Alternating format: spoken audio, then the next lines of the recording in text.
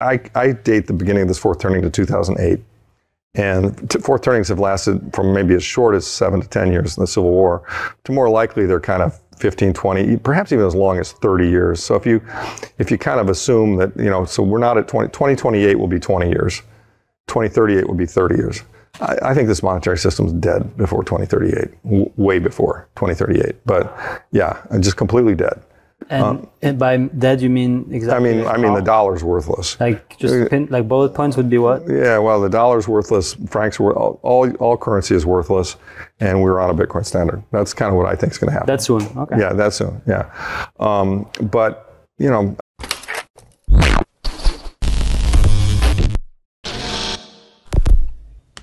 Hey guys, welcome back to Everyday Finance. In this video, Larry Lepard discusses Bitcoin and crypto. Lawrence Lepard is a knowledgeable individual who is passionate about sound money, a strong advocate for Bitcoin, and an experienced investment manager at Equity, working as a fund manager specializing in gold stocks and a stable financial foundation. For years, a financial expert has been urging investors to steer clear of the continuous devaluation of fiat currencies by turning to gold. However, the emergence of Bitcoin has changed the game. With the rise of the leading cryptocurrency, Lepard's task has become much simpler. This digital gold has proven to be a superior alternative. During a recent interview with Gold, I discussed the importance of finding an investment that provides sufficient protection against fiat debasement, as well as other valuable qualities that are not typically found with GoldRepublic. According to a price prediction by Lepard, Bitcoin is expected to reach a value of millions of dollars per coin in the future, indicating a highly optimistic outlook for the leading cryptocurrency. This extremely optimistic forecast for Bitcoin is not only due to the ongoing devaluation of fiat currency, but also because of increasing worries that the situation will deteriorate significantly in the future. During his conversation with Alexei Jordanov, Lepard expresses a highly positive outlook for the years 2028 to 2038, predicting a complete collapse of the financial system and a shift towards a global Bitcoin standard.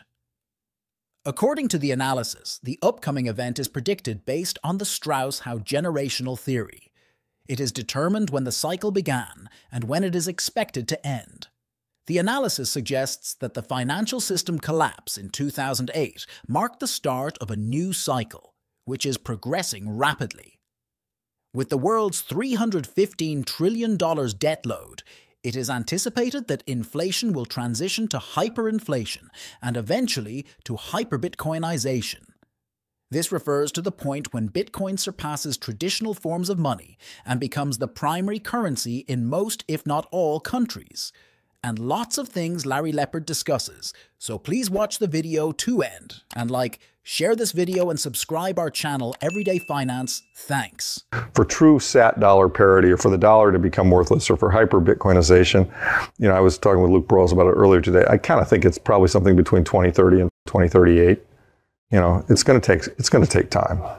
But it's precise date still, 2030 to 2038. Yeah, and why 2038? It's just a guess on kind of looking at the cycles and the timing and how things are getting shorter, the contractions are getting stronger and more closely together. How would you then chop it up then? Well, because you're I guess it's cyclical as well, and it's cyclical. Well, right now we just had a downturn. I mean, M2 actually went down, which was very rare, because Powell took rates from 0 to 525 in a very short period of time. But it's M2 starting to grow again, implying that there's some liquidity and the banks are starting to lend. It's a little mysterious to me how it's actually happening, but because it's not visible. Yeah, so you see bubbles popping, but you don't know what's exactly. I mean, they've got a lot of tools behind the scene that they're using, but yeah, I mean, the way I get to the 2020, 30 to 2038 timeframes, I use kind of the model that Howe and Strauss developed with the fourth turning, and you're familiar with this model, right? Where you get these, you get these 80 years. Yeah, exactly. You get these cycles, and so I date the beginning of this fourth turning to 2008. And fourth turnings have lasted from maybe as short as 7 to 10 years in the Civil War, to more likely they're kind of 15, 20, perhaps even as long as 30 years. So if you kind of assume that, so we're not at 2028 will be 20 years. 2038 will be 30 years.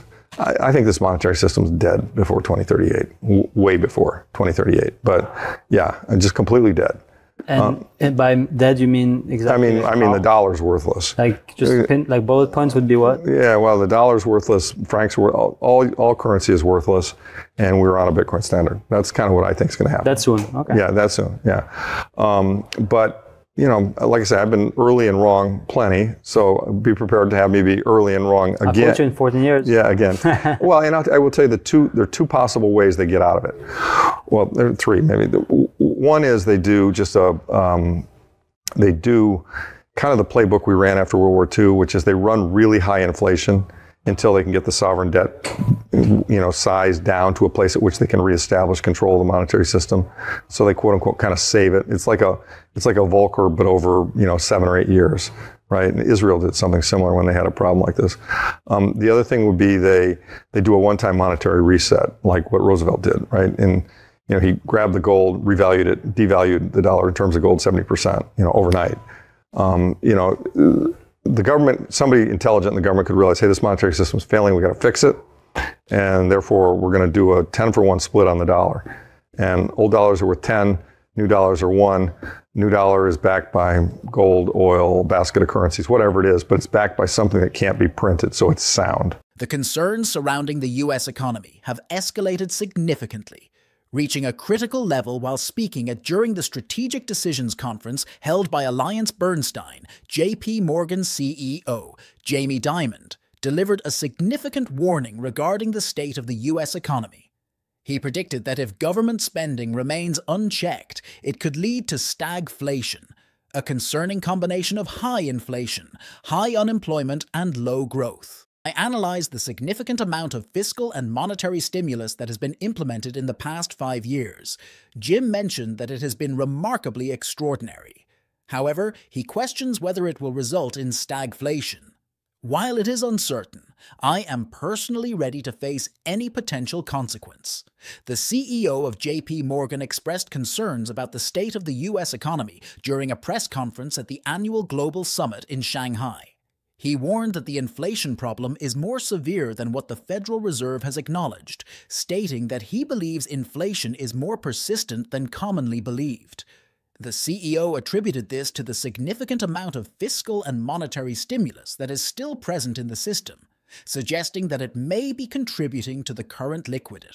When considering the various possibilities, it becomes clear that the most undesirable scenario for everyone is a combination of stagnant economic growth, increased interest rates, and a recession. Let's return to Lepard's video, where he delves deeper into Bitcoin, Wall Street, and the financialization of cryptocurrencies.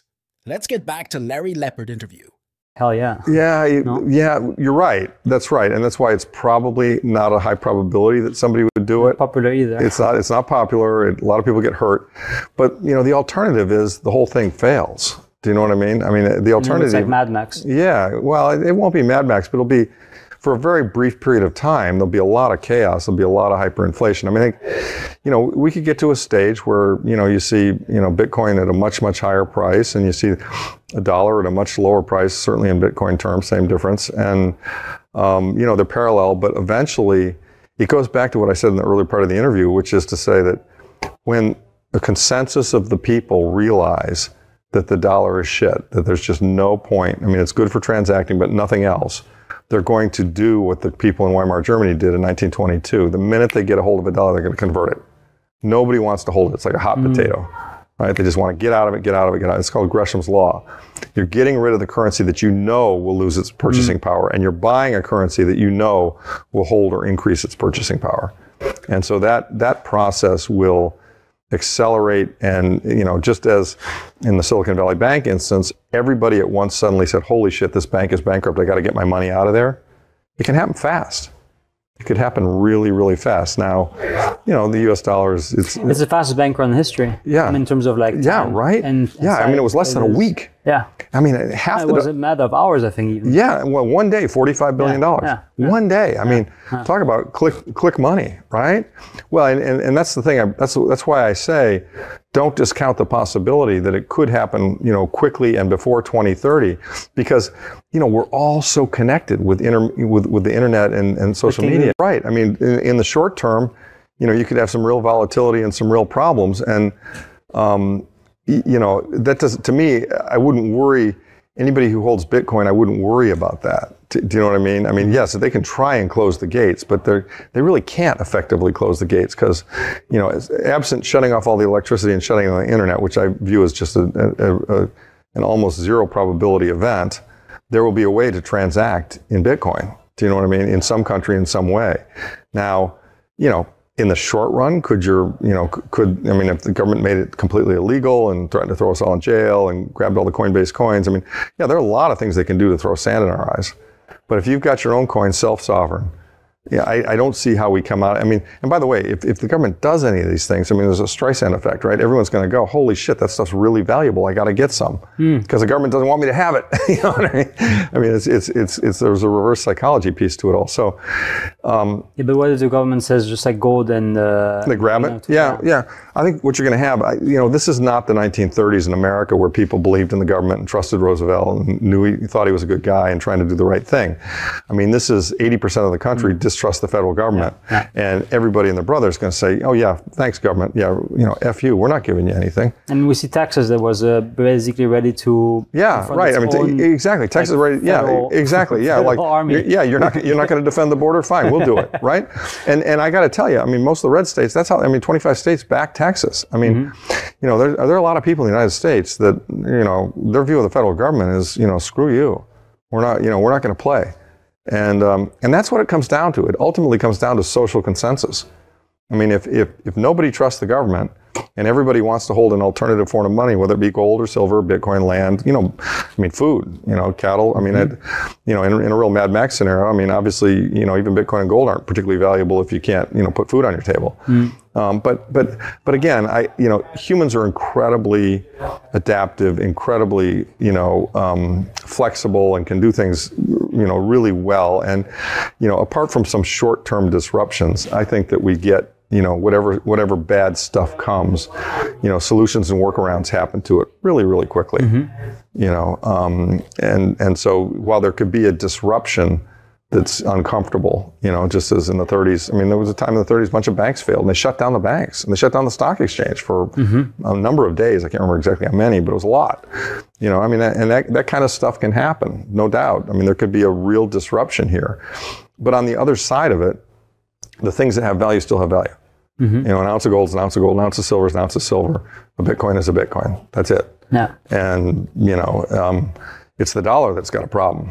Here's Larry Lepard with his thorough analysis of the recent price movements of Bitcoin and its strong value proposition. His analysis of the post-Herring dynamics, Bitcoin's price fluctuations, and its relationship to gold provide valuable insights for investors navigating the cryptocurrency market. His opinions on the Federal Reserve's policies and Bitcoin's potential as a stable form of currency are worth considering. Emphasize the increasing significance of digital assets in the current financial environment. His analysis demonstrates the durability and future potential of Bitcoin as a revolutionary asset category. Before we proceed, a quick reminder for those interested in staying informed in the rapidly evolving world of crypto and Bitcoin. Just like other diligent investors who have thoroughly researched Bitcoin, Larry is extremely optimistic about the leading crypto asset in both the short and long term, given the significant demand from ETFs. Larry is making predictions about significant increases in the price of Bitcoin. He is particularly optimistic about the long-term prospects, suggesting that the eventual collapse of the current monetary system could potentially drive Bitcoin prices to millions of dollars per coin. What are your thoughts on Larry's interview and his extremely optimistic predictions for Bitcoin? If you learned something from this video, then please like this video and subscribe our channel Everyday Finance, and we will meet in next video. Thanks.